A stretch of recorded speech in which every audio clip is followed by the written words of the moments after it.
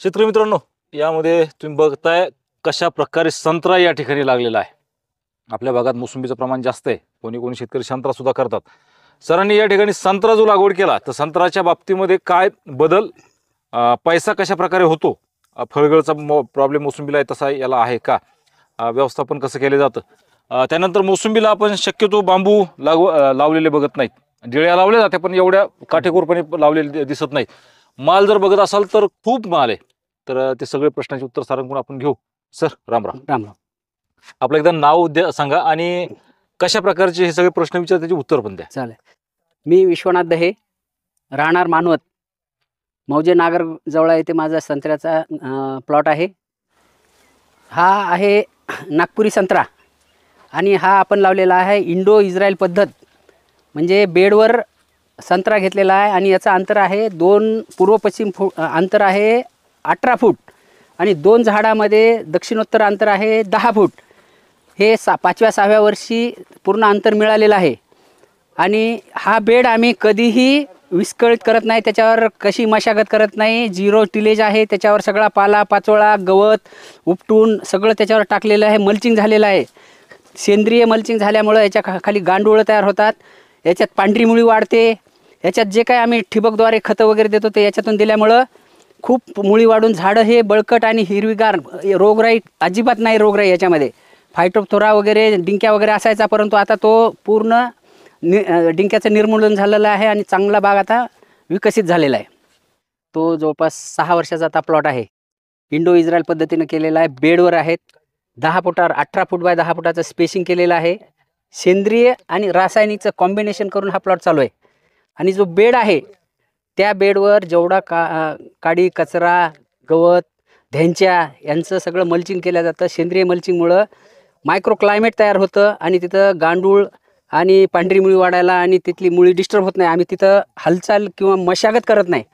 मधल्या भागात काही वेळास काही येण्या जाण्यासाठी आम्ही थोडीशी शेवटी मशागत करतो, पण पावसाळ्यात गुडघ्या इतका गवत वाढू देतो आणि तणनाशक मारून त्याला आम्ही जागेवर जिरवतो। बरं सर, आता उत्पन्नाच्या बाबतीमध्ये मोसंबी आणि जर संत्र्याची तुलना जर केली तर कशा प्रकारे तुलना होऊ शकते?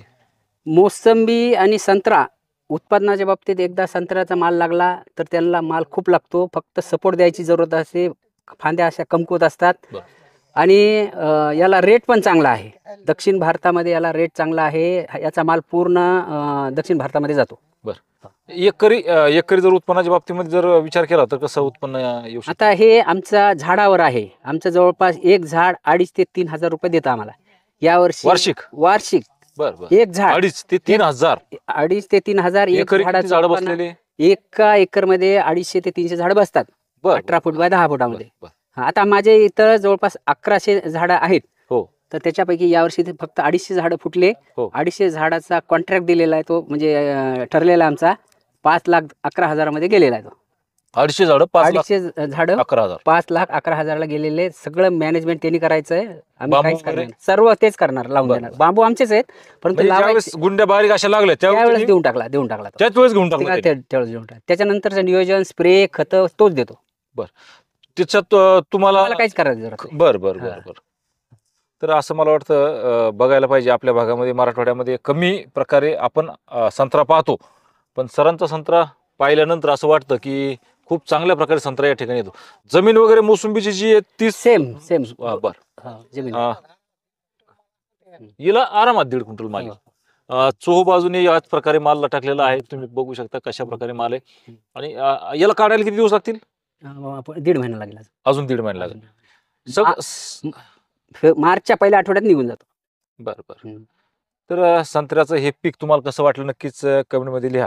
खूप चांगल्या प्रकारे सरांचा संत्रा आहे, रासायनिक प्लस जैविक या प्रकारे त्यांचा दोन्ही मध्य साधून ते करतात आणि कमी पाण्यावरती बेड केलेले आहेत। गवत चांगलं 2 फुटापर्यंत वाढू देतात, त्यानंतर तणनाशक राऊंडअपच्या आधारे मारून त्याचं व्यवस्थापन हे केलं जातं। पण खूप चांगल्या प्रकारे माल आपल्याला या ठिकाणी आलेला आहे।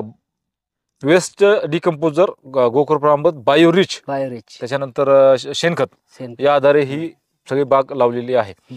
दुसरी गोष्ट, याला बुडाला जर तुम्ही म्हणत असाल की ह्याला बोर्ड पेस्ट लावलेलं नाही, तर सरांची गेलेली झाडं सुद्धा मी तुम्हाला या व्हिडिओमध्ये दाखवतो. हो. ज्या बायोरिच कंपनीचा आपण एक व्हिडिओ तयार सुद्धा टाकला होता, तर ते सरांनी वापरल्यानंतर त्या झाडाचं पुनरुज्जीवन झालं.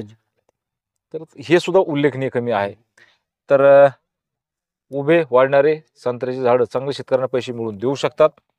नक्कीच या संदर्भात आपल्या भागात काही बागा जर असतील तर नक्कीच टाकायचा प्रयत्न करतो. बरं सर, याच्या अजून जर जवळजवळ झाडं लावली हा तर एकमेकाचा आधार धरून जरा हे काठ्या वगैरे कमी लावायची गरज पडत नाही नाही, त्याचं कसं माहितीये का, ती फांदी तेवढ्यापुरती नंतर ती लटकून वर जाणार, हा. ओरिजिनल जागा घेणार, परंतु फक्त फळाच्या वजनामुळे खाली लोंबलेली असते, त्यामुळे तेवढी स्पेस द्यावी लागते. सध्या आमचा माल फक्त ह्या मधल्या 18 फुटामध्ये दाबलेला आहे.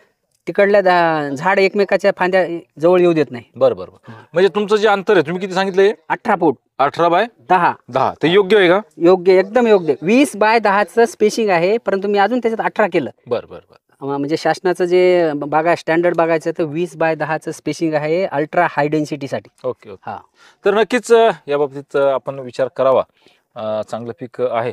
फळगळीचा प्रॉब्लेम याला सुद्धा आहे. फळगळीचा प्रॉब्लेम असतो, परंतु आमचं नियोजन एवढं जबरदस्त झालेलं आहे की आमच्याकडे फळगळ नगण्य आहे. जैविकमुळं आणि अन्नद्रव्याची उचल आणि त्याच्या खाली मायक्रो क्लायमेट तयार झाल्यामुळं त्या झाडाला डिफिशियन्सी येत नाही. झाडाचं एकही पान तुम्हाला पिवळं दिसणार नाही. बरोबर आहे. एवढा माल असून सुद्धा आणि झाडाची पानाची quality संख्या जास्त पाहिजे. एका फळाला साठी 40 पानं पाहिजेत पाठीवर, बरोबर. तर ते फळ चांगलं पोहकत. नक्की नक्की. तर याचा विचार आपण नक्कीच करावा. सरांनी फार माहिती चांगली दिली, त्याबद्दल आपण सर्वांच्या वतीने त्यांचे धन्यवाद मानतो. सर धन्यवाद. राम राम. राम राम. राम राम.